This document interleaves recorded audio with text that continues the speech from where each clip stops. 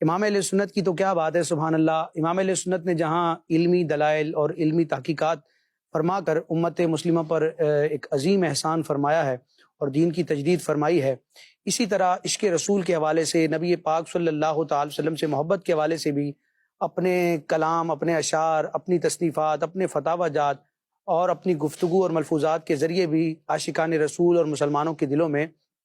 عشق رسول کی شمع کو مزید فروزاں فرمایا۔ اور امام اہل سنت کا شمار ان بزرگوں میں ہوتا ہے کہ جن کے کلام کو پڑھ پڑھ کر عشق رسول میں اضافہ کیا جاتا ہے، اور بالخصوص ہدایت بخشش جو عشق رسول کا ایک گنجینہ ہے، اس کا تو ہر کلام اور اس کا ہر شعر الحمدللہ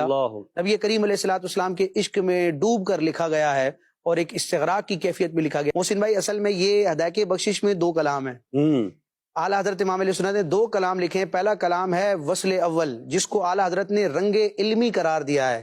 یعنی اس کلام کے اشعار میں علمی مضامین ہوں گے، یعنی ایسے ایسے مضامین ہوں گے جس پر ریفرنس میں احادیث، روایات، واقعات اور شرعی دلائل بھی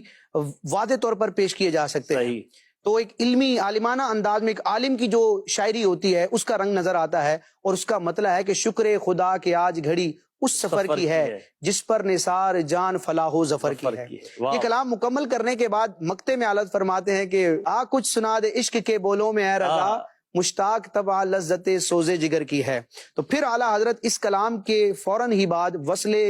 دوم جو ہے وہ تحریر فرماتے ہیں، جس کو رنگ عشقی کہا جاتا ہے۔ اعلیٰ حضرت نے اس کو رنگ عشقی کا نام دیا ہے۔ پہلا رنگ علمی، دوسرا رنگ عشقی، جس کا مطلب ہے کہ بھینی سہانی صبح میں ٹھنڈک جگر کی ہے، کلیاں کھلی دلوں کی یہ ہوا یہ کدھر کی ہے۔ اور یہ پورا کلام الحمدللہ موجود ہے، اور اس میں پھر دیوانگی کی اور عشق کی امام علیہ سنت نے ایسی مطلب تعبیرات ذکر کی ہے جن کو پڑھ پڑھ کے عشق رسول بڑھتا ہے کہ یہ کلام اگر بندہ ایک